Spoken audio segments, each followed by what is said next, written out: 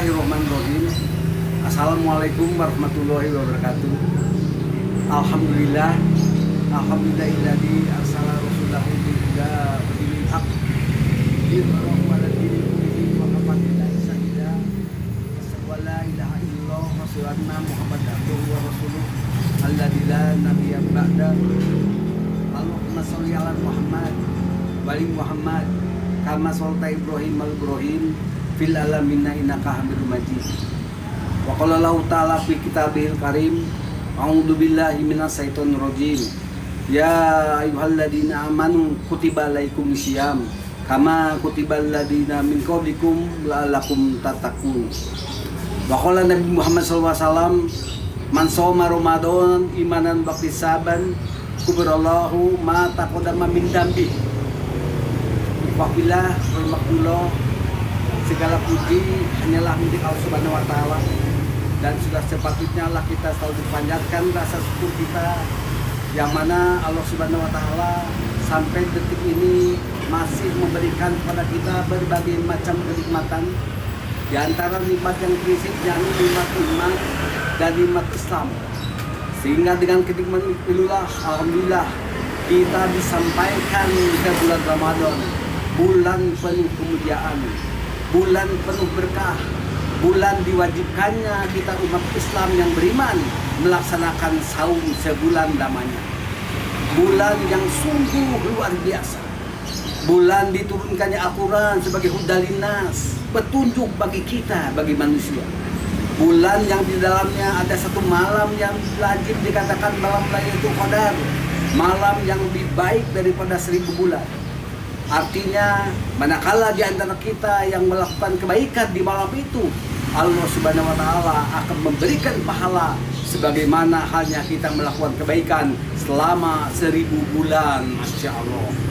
83 tahun 4 bulan. Bulan-bulan yang sungguh luar biasa. Makanya ayo mari sama-sama kita optimumkan bulan Ramadan ini dengan amalan-amalan terbaik kita. Kita berazam agar supaya Ramadan tahun ini lebih baik daripada Ramadan tahun yang lalu. Salawat serta salam mudah-mudahan tercurahkan kepada junjungan alam Nabi Muhammad sallallahu alaihi wasallam, uswah hasanah, contoh teladan yang baik. Tentu saja contoh teladan buat saya, buat ikhwah fillah, buat ikhwah fillah rahimakumullah semua, keluarganya, para sahabatnya, dan untuk orang-orang yang setia menjalankan segala risalahnya dan tentu saja mendakwahkannya. Ifatifillah rahimakumullah, dalam kesempatan kali ini izinkanlah saya mengajak introspeksi kepada kita semua. Berapa dampak saum yang selama ini kita lakukan? Karena kita orang iman, orang Islam yang beriman, yang wajib, yang melaksanakan saum, sudah adakah dampak yang selama ini kita lakukan? Secara usia mari kita masing-masing bermuhasabah, mengintrospeksi diri, berhitung dengan keadaan kita. Bagi Anda yang kebetulan usianya sekarang 50 tahun, kalau diasumsikan ketika usia 15 tahun kita sudah mulai benar saum, berarti Anda sudah 35 kali bertemu dengan sahur Ramadan, bulan Ramadan. Bagi yang usianya 60 tahun, berarti Anda sudah 45 tahun bertemu dengan sahur Ramadan. Mari kita sama-sama berhitung, berintrospeksi diri. Adakah dampak dari saum Ramadan yang selama ini kita lakukan? Minimal ada 5 dampak dari saum Ramadan. Ikhwati billah rahimakumullah. Yang pertama adalah timbulnya takbiratul ruh, timbulnya keimanan yang kuat. Kalau kita lihat sejarah zaman para rasul, kita lihat usul terjadi hal-hal yang luar biasa, terjadi sejarah yang monumental, dicatat dengan tinta emas oleh ahli-ahli sejarah. Justru terjadi di bulan Ramadan ketika umat Islam lagi berlapar-lapar, berhaus-haus mengerjakan saum Ramadan. Apa saja sih yang terjadi di bulan Ramadan kala itu? Yang pertama, perang Badar, peperangan antara hak dan yang batil. Kalau menurut teori militer, Sudah seharusnya umat Islam kalah ketika itu. Betapa tidak? 314 prajurit muslim hanya dilengkapi senjata apa adanya, hanya dilengkapi dengan 70 ekor unta yang ditunggangi secara bergantian melawan 1000 prajurit kafir Quraisy yang dilengkapi senjata mutakhir, kuda-kuda pilihan. Tapi kita tahu kesedihan tadi perang tersebut ternyata dibenangkan oleh kita umat Islam. Padahal umat Islam ketika itu lagi berlapar-lapar, berhaus-haus, mengerjakan saum di bulan Ramadan. Yang berikutnya, Futuh Mekah. Kembalinya lagi kota Mekah ke tangan para sahabat Nabi, itu juga ternyata terjadi di bulan Ramadan. Ketika umat Islam lagi berlapar-lapar, berhaus-haus, mengerjakan saum di bulan Ramadan. Yang berikutnya, penaklukan Palestina oleh Salahuddin Al-Ayyubi, itu juga ternyata terjadi di bulan Ramadan. Pembebasan Andalusia oleh Tariq bin Ziyad, itu juga ternyata terjadi di bulan Ramadan. Hatta proklamasi kemerdekaan negara kita Indonesia 17 Agustus 1945, itu juga ternyata terjadi di bulan Ramadan. Ketika umat Islam di sini di Indonesia lagi berlapar-lapar, berhaus-haus, mengerjakan saum di bulan Ramadan. Ada satu hadis yang cukup panjang yang menggambarkan bahwa bulan Ramadan juga dikatakan sebagai Syahrul Muwasyah, bulan penuh pertolongan. Makanya orang-orang yang paham seperti Presiden Bosnia Alidar Begovic almarhum, ketika beliau menyusun strategi hendak menyerang Bosnia, sengaja beliau menantikan datangnya bulan Ramadan. Ramadan datang, diserangnya Serbia. Kita tahu sukses gemilang mengalahkan Serbia. Syekh Ahmad Basir, Presiden Sudan juga begitu. Ketika hendak menyerang, sengaja dinantikan datang bulan Ramadan. Ketika Ramadan datang, diserangnya musuh-musuh dan ternyata berhasil dengan gemilang. Padahal mereka itu lagi berlapar-lapar, berhaus-haus, mengerjakan saum di bulan Ramadan. Ikhwatifillah, rahimakumullah, adakah dalam diri kita sebagai salah satu dampak dari saum yang selama ini kita lakukan, karena kita orang Islam yang beriman, adakah dampak takwiyatul liruh, meningkatnya rohani kita, keimanan kita? Yang kedua, ikhwatifillah rahimakumullah, yang harus ada dalam diri kita, karena kita adalah orang Islam yang beriman, orang yang jadin saum, harus ada yang namanya tasihan lil jasad. Sehatnya jasmani kita, sehatnya tubuh kita. Para dokter mungkin setuju dan mengatakan saumun tasihu, saumlah niscaya kau akan sehat. Saum dapat membuat orang sehat. Contoh yang konkret kita lihat, uswah kita, baginda Rasul. Beliau sebagai orang yang rajin saum, kita lihat bagaimana fisik beliau. Dalam sejarah dikatakan, digambarkan, semasa hidupnya beliau hanya sakit 2 kali saja. Itu menandakan betapa primanya fisik beliau. Ada kisah Ifatillah Romiakmulo, kisah yang luar biasa yang memperlihatkan betapa primanya fisik beliau. Di Madinah dulu ada satu pasar yang namanya Pasar Ukaj. Setiap tahun sekali diadakan pasar malam. Acara yang menjadi primadona yang banyak dikunjungi orang ketika itu adalah lomba adu bulan. Dan yang menjadi juara bertahan tiap tahun jadi juara bertahan adalah seorang yang tinggi besar namanya Rukanah. Pada satu waktu Rukanah lagi berlaga di medan laga, tiba-tiba melihat Rasulullah melintas. Dengan arogannya Rukanah menantang baginda Rasul. Kata dia, "Hei Muhammad, mari kita adu bulan. Aku kalah, aku masuk Islam." Ketika Rasulullah ditantang demikian, apakah beliau takut? Tidak. Beliau menjawab tantangan Rukanah. Maka beliau masang kuda-kuda, begitu juga Rukanah, dan ternyata ifatillah rahimahumullah, hanya 1 kali gebrakan saja Rukanah sang juara bertahan jatuh tersungkur dengan muka merah karena malu marah bertahan sampai 1 kali gebrakan jatuh. Kemudian dia berdiri kembali. Untuk kedua kalinya dia pasang kuda-kuda. Beliau juga Muhammad pasang kuda-kuda. Dan untuk kedua kalinya ternyata Rukanah jatuh juga tersungkur. Bahkan sampai 3 kali jatuh tersungkur. Tiba-tiba dia berkata, aku masuk Islam. Dia menyebut 2 kalimat syahadat dan masuk Islam. Betapa primanya fisik baginda Rasul, uswah kita semua akibat dari rajin sahur. Yang berikutnya contoh yang tidak kalah menariknya diperlihatkan juga di masyarakat Islam di Madinah ketika itu. Ketika Islam sudah memegang tampuk kekuasaan, baginda Rasul dan para sahabatnya punya satu tabib dari golongan non-muslim. Yang salah satu tugasnya adalah tabib tersebut menjaga, memelihara, mengobati orang Islam yang sakit. 2 tahun berlalu, sang tabib ternyata nganggur. Hanya sedikit orang Islam yang sakit dan dia obati.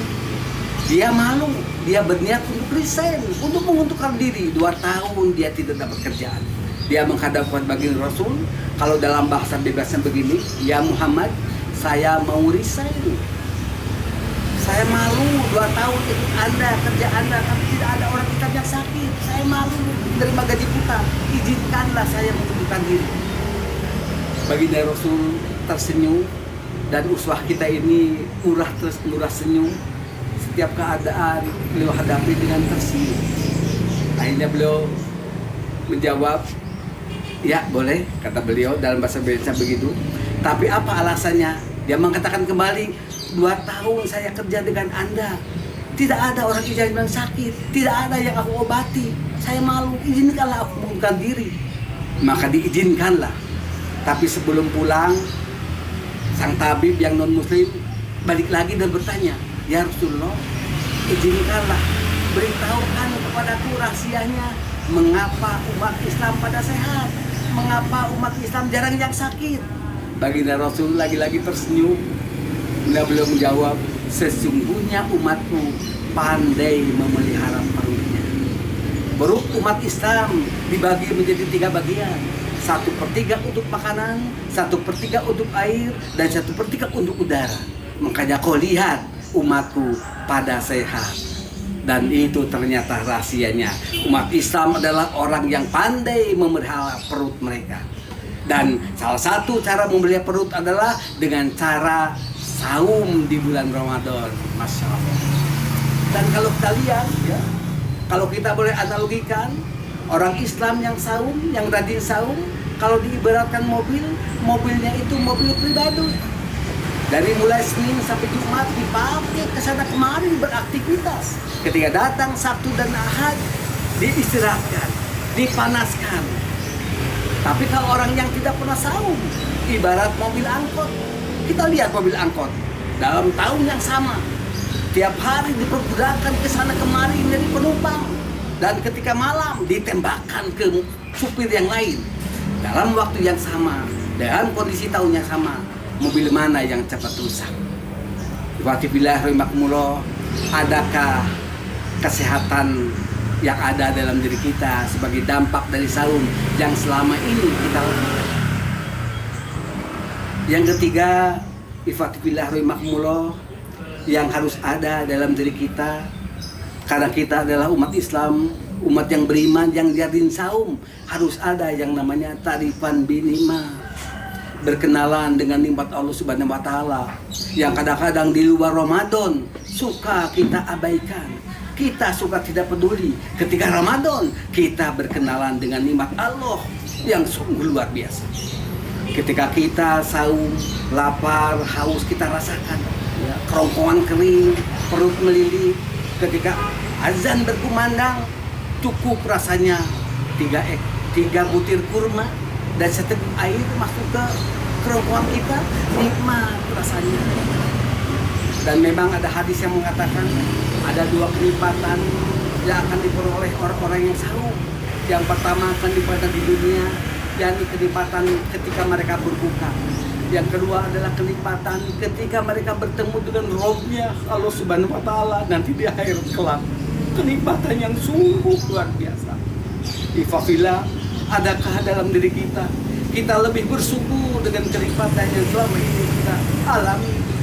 Kadang-kadang yang kita lupa di Ramadan ini semua akan jelas terlihat betapa nikmatnya kita mengkonsumsi sesuatu. Dan yang keempat, wafilah rahimahumullah, yang harus ada dalam diri kita, karena kita orang Islam yang beriman, orang Islam yang rajin saum, harus ada yang namanya takbiyatul irodah, meningkatnya kemampuan atau kemauan keras untuk mengejar cita-cita. Harus ada dalam diri kita sebagai salah satu dampak dari saum. Kalau kita lihat para sahabat sebagai hasil tarbiyah Ramadan, kita lihat bagaimana mereka mencapai cita-cita. Padahal cita-citanya itu mati syahid. Kita lihat banyak contoh diperlihatkan oleh para sahabat sebagai produk tarbiyah dari Ramadan. Ada yang namanya Hamzah. Hamzah adalah seorang sahabat Rasul yang siang harinya beliau habis menikah dengan istrinya. Tentu saja malam harinya beliau lebih menikmati indahnya malam pertama, berasik masuk dengan istrinya. Tiba-tiba di luar baginda Rasul menyeru dengan dua ayat dari surat As-Saff. A'udzubillahi minasyaitonir rajim. Ya ayyuhalladzina amanu hal adullukum ala tijaratin tunjikum min adzabil alim tu'minuna billah wa rasulihi wa tujahiduna fi sabilillah bi amwalikum wa anfusikum dzalikum khairul lakum in kuntum ta'lamun. Orang-orang yang beriman, maukah aku tunjukkan suatu tijarah, suatu perniagaan yang dapat menyelamatkan kalian dari azab yang pedih? Hendaknya kalian berjihad di jalan Allah, beriman kepada Allah, pada Nabi Muhammad, dan berjihad di jalan Allah dengan harta dan jiwa kalian. Yang demikian itu lebih baik manakala kalian mengetahuinya.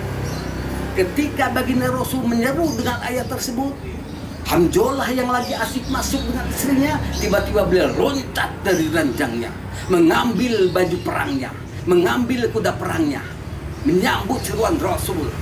Perang berkecamuk dengan hebatnya. Hamzah dengan lincahnya, beliau sabet kanan, sabet kiri. Banyak kafir Quraisy yang tergincir lehernya di tangan Hamzah. Namun qadarullah, Hamzah ditakdirkan harus syahid ketika itu. Ada satu sabutan pedang mengenai leher beliau, dan beliau mati syahid di peperangan tersebut. Namun ada yang membuat para sahabat yang lain heran demi melihat mayat Hamzah. Mayat Hamzah itu terbujur kaku, namun rambutnya basah kuyup. Seperti biasa, kalau ada hal-hal yang aneh, para sahabat bertanya kepada baginda Rasul, "Ya Rasulullah, apa yang terjadi? Kami melihat rambut Hamzah basah kuyup. Apakah amal ibadah Hamzah tidak diterima oleh Allah Subhanahu wa Ta'ala?" Rasul kemudian menjawab, "Sesungguhnya tadi aku melihat beribu-ribu bidadari memandikan Hamzah." Mari kita tanya kepada istrinya, dalam kondisi bagaimana dia ditinggalkan oleh Hamzah. Istrinya dipanggil, istrinya ditanya, istrinya menjawab, "Sesungguhnya suamiku masih punya kewajiban mandi junub." Masya Allah. Sahabat Rasul harta masih punya kewajiban mandi junub ketika perintah Allah lewat Rasulnya dikemundangkan, dia menjamu seruan itu. Hasil sahabat, hasil didikan saum Ramadan selama ini. Contoh yang lain lagi diperlihatkan oleh seorang sahabat yang lain, namanya Abdullah ibnu Jamuh. Abdullah ibnu Jamuh adalah seorang sahabat yang kebetulan ditakdirkan lahir dengan keadaan pincang kakinya itu. Pada suatu kesempatan, baginda Rasul mengajak para sahabat untuk berjihad, menyitir ayat yang sama untuk membakar motivasi para sahabat yang lain untuk ikut berjihad. Dan Hamzah dan Abdullah ibnu Jamuh termasuk orang yang bersegera mendaftarkan diri. Namun sayang, Abdullah ibnu Jamuh ditolak oleh baginda Rasul karena memang punya rusak, punya keringanan, yakni pincang kakinya. Dia sedih, ditolak, tidak boleh ikut jihad bersama Rasulullah. Namun dia berazam, menguatkan tekad dalam hatinya. Lain kali, ketika baginda Rasul mengajak kembali berjihad para sahabat, aku harus termasuk orang yang ikut serta bersama beliau. Dia menantikan sehari, 2 hari, sepekan, 2 pekan, sebulan, 2 bulan. Tiba-tiba Rasul kembali mengajak para sahabat untuk berjihad. Beliau mengitir ayat-ayat Allah. Dan tiba-tiba Abdullah ibnu Jamuh dengan kakinya yang pincang mendapatkan diri. Dan sebelum baginda Rasul menolaknya kembali, tiba-tiba Abdullah ibnu Jamuh menjawab, "Ya Rasulullah, izinkanlah saya mendapati surganya Allah dengan kakiku yang pincang ini." Baginda Rasul terharu. Kemudian beliau mengizinkan Abdullah ibnu Jamuh untuk ikut serta berjihad di dalam Allah. Perang berkecamuk dengan hebatnya. Dengan kakinya yang pincang, Abdullah ibnu Jamuh sabat kanan, sabat kiri. Banyak orang kafir Quraisy tergelincir karenanya. Qadarullah. Abdullah ibnu Jamuh ditakdirkan syahid ketika itu. Mayatnya terbujur kaku, terkelungkup mayatnya itu. Ketika dilihat oleh sahabat yang lain, dibalikan, ternyata mukanya tersenyum sebagai tanda puas bahwa sudah berhasil mencapai cita-cita. Taqwiyatul irodah, timbulnya cita-cita yang kemauan keras, cita-cita yang tinggi dalam rangka mengejar keridhaan Allah Subhanahu wa Ta'ala. Adakah dalam diri kita taqwiyatul irodah, kemauan yang keras, yang tinggi sebagai dampak dari Ramadan, saum Ramadan yang selama ini kita lakukan? Dan yang kelima atau yang terakhir, ifaqifillah rahimakumullah, yang harus ada dalam diri kita, yakni apa yang namanya taqwiyatul sabr, terciptanya kesabaran. Sabar dari tidak mengatakan sesuatu yang tidak harusnya kita katakan. Sabar dari mendengar sesuatu yang tidak seharusnya kita dengarkan. Sabar dari tidak mengatakan sesuatu yang tidak kita katakan, ya. Dan sabar merupakan akhlak yang mulia, akhlak yang sering disebut dalam Al-Qur'an. Imam Syafi'i dalam Ihya Ulumuddin beliau menyebutkan kurang lebih ada 70 ayat dalam Al-Qur'an yang menyebutkan kata sabar, ya. Salah satu ayatnya yang terkenal dalam surat Al-Jumu'ah, ya. A'udzubillahi minasyaitonirrajim. Dalam surat Al-Jumu'ah dikatakan yang artinya kurang lebih, dan hanya orang-orang sabarlah yang dicukupkan pahalanya tanpa hisab. Ikhwatillah rahimakumullah, adakah dalam diri kita taqwiyatul sabr, tercipta kesabaran sebagai dampak dari saum yang selama ini kita lakukan?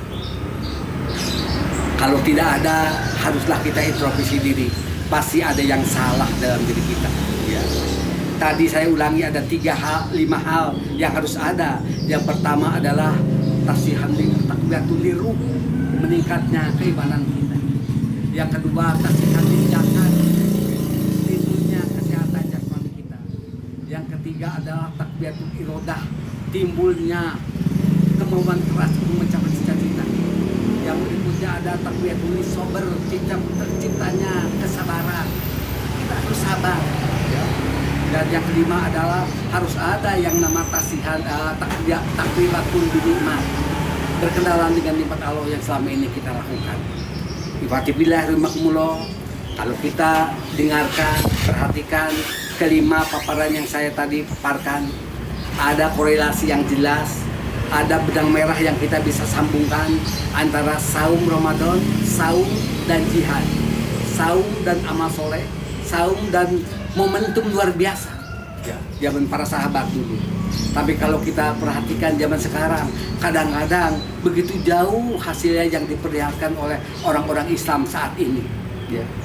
Jauh sekali. Padahal kita lihat ayat di Al-Quran Al-Baqarah 183 sama dengan yang dulu, perintah saum sama, tapi kenapa hasilnya jauh berbeda? Ada 3 hal kurang lebih yang menyebabkan kenapa dampak saum antara para sahabat dulu, para as-sabiqun awalun, dengan zaman kita sekarang jauh berbeda.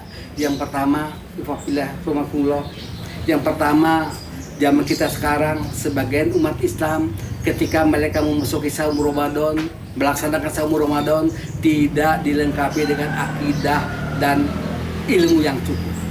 Padahal akidah adalah dasar daripada amal dan ilmu adalah pengarah daripada amal. Masih banyak umat Islam, sementara mereka melakukan saum, mereka melakukan juga kelalaian-kelalaian yang lain. Kalau kita perhatikan di acara-acara televisi, di mana seharusnya kita umat Islam lebih mendekatkan diri kepada Allah Subhanahu wa Ta'ala, justru malah umat Islam banyak melalaikan. Di antaranya 1 jam menjelang berbuka itu adalah waktu yang mustajab untuk berdoa kepada Allah Subhanahu wa taala. Kalau kita lihat di Masjidil Haram dan Masjid Nabawi, ketika 1 jam menjelang saum Ramadan, mereka berbondong-bondong masuk ke masjid, mengangkat tangannya meminta kepada Allah Subhanahu wa taala, berdoa di hadapan Allah Subhanahu wa taala. Dan ketika 2/3 malam, waktu sahur, banyak umat Islam zaman dulu mereka itu berdoa mustajab insya Allah doanya. Malah kita mendengar acara-acara di TV yang banyak kadang-kadang banyak membuat kelalaian, banyak membuat kita banyak tertawa. Itu yang kita lakukan. Yang berikutnya, yang kedua, ada sebagian umat Islam yang menganggap ibadah Ramadan itu ibadah biasa saja, rutinitas biasa. Bukan menganggap bahwa itu ibadah candra dibuka, tempat digodoknya jiwa-jiwa yang lama masuk ke Ramadan, timbul jiwa yang baru yang penuh ketakwaan. Ya, masih banyak kasus timbul terjadi hampir setiap tahun. Banyaknya penuhnya masjid di awal Ramadan dan sepinya masjid di akhir Ramadan. Sementara umat Islam sibuk dengan persiapan mudik mereka, baju baru, kue-kue. Tentu saja tidak salah, tentu saja boleh. Tapi harap diingat, ada satu amalan yang luar biasa, sunnah Rasul yang hampir terlupakan, itikaf di masjid 10 hari terakhir, menyengajakan diri masuk ke masjid hanya untuk beribadah, hanya untuk mendekatkan diri kepada Allah Subhanahu wa taala, itikaf di masjid. Yuk, mari sama-sama kita 10 hari terakhir nanti sama-sama kita masuk ke masjid, mendekatkan diri kepada Allah Subhanahu wa taala. Bagi Anda yang bisa 10 hari, alhamdulillah. Bagi yang tidak bisa 3 hari saja. Bagi yang bisa hanya 1 hari saja. Bahkan bagi Anda yang hanya bisa 2 jam saja, mari 2 jam saja masuk ke masjid, berniat itikaf hanya untuk mendekatkan diri kepada Allah Subhanahu wa taala. Kaidah usul fikih mengatakan la yutraku kuluhu.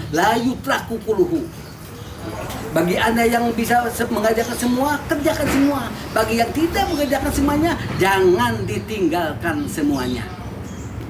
Dan yang terakhir, yang timbul perbedaan di antara kita karena mereka itu hasilnya beda, karena sebagian umat Islam tadi ketika ada waktu berbuka, ada yang diistilahkan ngabuburit, mereka biasanya pergi ke mal-mal. Sementara di mal-mal kita lihat banyak perempuan-perempuan yang membuka aurat-aurat mereka, yang nonjol-nonjol, yang dekok-dekok, sehingga itu mengakibatkan kurangnya, rendahnya kualitas saum kita selama ini. Ketiga hal itunya bercampur sehingga mengakibatkan dampak saum kita dengan umat Islam zaman dulu jauh berbeda. Ya. Wakibillah rahimakumullah, yuk mari sama-sama kita gelorakan, kita optimumkan saum yang kita hadapi saat ini dengan berazam akan menjadikan saum kita lebih baik dari saum-saum kita tahun-tahun yang lalu. Itu yang bisa saya sampaikan. Mohon maaf apabila kesalahan. Wabillahi taufiq wal hidayah. Wassalamualaikum warahmatullahi wabarakatuh.